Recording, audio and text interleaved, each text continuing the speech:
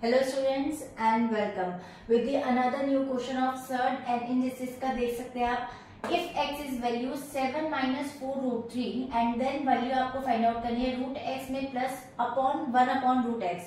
तो देखिए इसको वैल्यू फाइंड आउट करनी है। ऑप्शंस आपको यहाँ दे रखे हैं 1 2 3 एंड 4। तो देखेंगे कौन सा करेक्ट ऑप्शन है। तो चलिए स्टार्ट करते हैं इस क्वेश्चन को। देखिए इस क्वेश्चन में सबसे पहले आपको क्या करना है, यहाँ पर आपको x की वैल्यू तो दे रखी है बट 1 अपॉन x की अगर हम बात करें तो वो हमें नहीं दे रखी। तो हम सबसे पहले 1 अपॉन x करके इसको भी 1 अपॉन कर देते, क्योंकि अगर इसको 1 अपॉन करेंगे तो ये भी 1 अपॉन हो जाएगा 7 माइनस 4 रूट 3।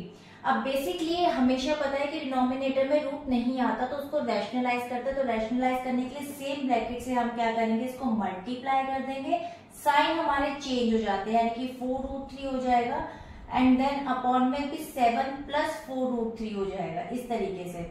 तो देखिए इसको रैशनलाइज करने के लिए सबसे पहले इसको मल्टीप्लाई करेंगे इससे, तो ऊपर तो 7 प्लस 4 रूट 3 ही रहेगा आपका, और अपॉन में अगर हम बात करें तो ये हो गया a प्लस बी और a माइनस बी का फॉर्मूला।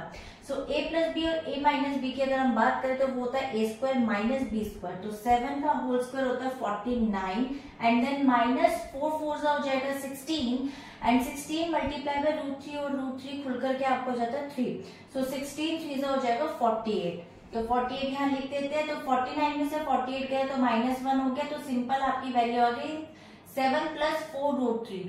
अब हम बात करें यहाँ पर कि x प्लस 1 अपॉन एक्स की अगर हमें वैल्यू निकालनी है तो आपको पता है कि x की वैल्यू ये है और 1 अपॉन एक्स की वैल्यू ये है। तो x की वैल्यू रख लेते हैं 7 minus 4 root 3 and then addition के अंदर एडिशन 1 अपॉन एक्स की वैल्यू रख लेते हैं विच इज 7 प्लस 4 रूट 3। तो आप देख सकते हैं कि ये प्लस का और ये माइनस का तो as it is cut down होगा, 7 एंड 7 एडिशन होकर आपका आंसर आ जाता है यहाँ पे 14।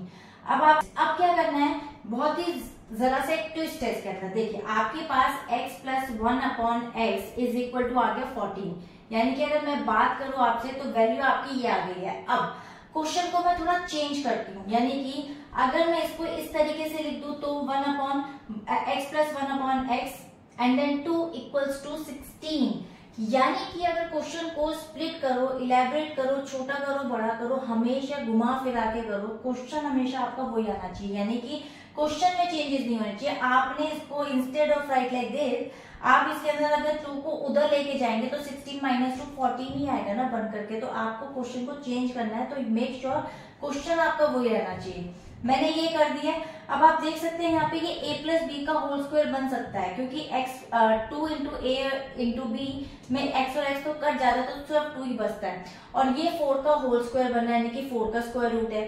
तो देखिए अगर मैं बात करूं यहाँ पे a प्लस बी का होल स्क्वायर बनाने की, लेकिन यहाँ पर ऐसा कौन सा a लो कि स्क्वायर तो है नहीं, यहाँ पर स्क्वायर नहीं है। तो देखिए अगर मैं root x multiply by root x लेती हूँ तो आप देखिए खुल करके मेरे पास x ही आएगा, यानी कि अगर मैं बात करूं a की तो a की वैल्यू मेरे पास यहाँ पे आ गई रूट x, और मैं अगर बात करूं यहाँ पे b की तो b की वैल्यू आ गई मेरे पास यहाँ पे 1 upon root x like this.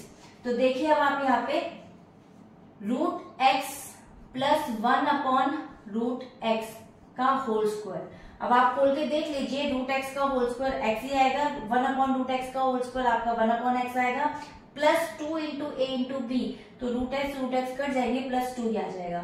और साथ में अगर मैं बात करूं 4 का होल स्क्वायर की तो 4 का whole square 16 as it is पूरा क्वेश्चन आपका बन के आ गया। अब ये 2 और 2 स्क्वायर दोनों आपस में एक दूसरे की साइड से कट जाएंगे, तो आप देख सकते हैं कि root X plus 1 upon root X की वैल्यू मेरे पास क्या आ गई 4। अब आप देख सकते हैं ये क्वेश्चन की रिक्वायरमेंट थी और 4 ऑप्शन आपका आ रहा है D and D will be the right option. So क्या आपको ये क्वेश्चन क्लियर हो गया होगा? कोई भी प्रॉब्लम है you can write in the comment section. मिलते हैं नए क्वेश्चन के साथ एक और नई वीडियो में, तब तक के लिए till then bye bye and stay healthy.